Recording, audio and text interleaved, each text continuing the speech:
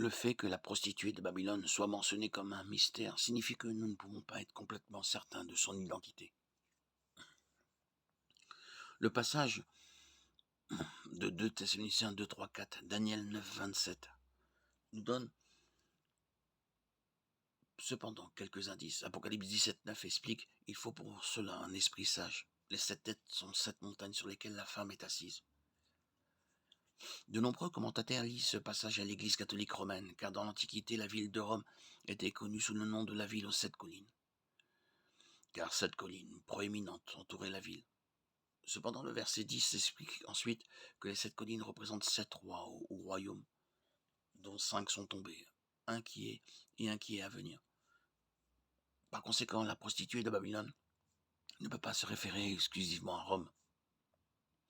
Apocalypse 17, 15 nous dit: alors l'ange me dit: les eaux que tu as vues, sur lesquelles la prostituée est assise, sont des peuples, des foules, des nations et des langues.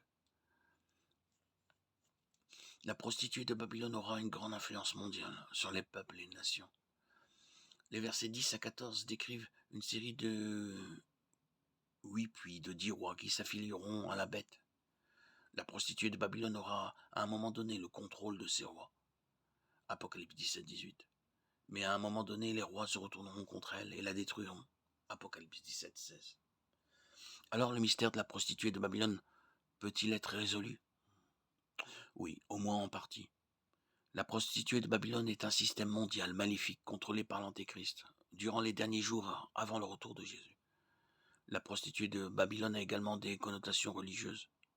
L'adultère spirituel avec la bête étant au centre d'un système religieux impie de la fin des temps.